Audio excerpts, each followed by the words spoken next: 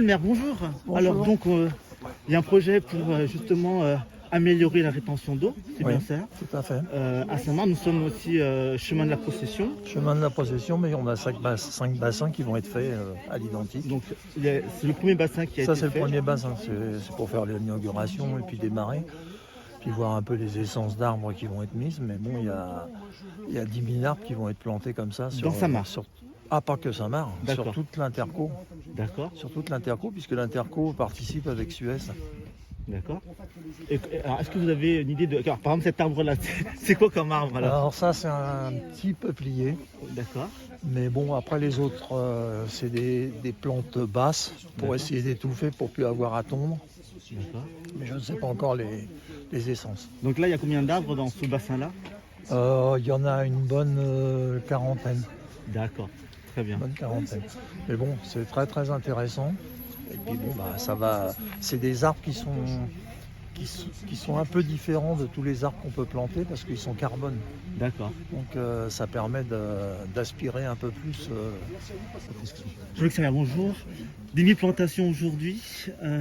Quel est le principe du projet là? Alors le principe, c'est donc dans le cadre de la délégation de services publics du secteur, hein, la société Suez qui donc est en charge de l'assainissement eau usée et eau pluviale, a donc dans son offre avait une clause environnementale auquel on tenait particulièrement au niveau de la communauté d'agglomération.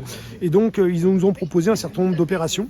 Et donc la première avait lieu aujourd'hui, c'est tout simplement d'équiper les bassins de rétention des eaux pluviales de 4 communes de la communauté d'agglomération, de faire des plantations à des fins, je dirais, puisque des essences qui vont être plantées qui ont des effets sur le carbone évidemment, et puis aussi puisqu'on est en milieu humide, d'avoir donc des plantations qui vont être consommatrices d'eau puisque ces bassins ont cette vocation.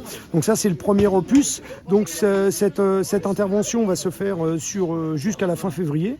Et parallèlement à cela, au mois de mars, la société Suez va proposer aux écoles de ces 4 communes, qui sont le Mesnil-Amelot, qui sont nous sommes ici à Saint-Marc, vont proposer à ces communes, aux enfants des communes, d'avoir un plan d'arbres qui seront amenés ou à planter dans leur village, ou à planter dans leur jardin, ou à planter dans leur école. Voilà.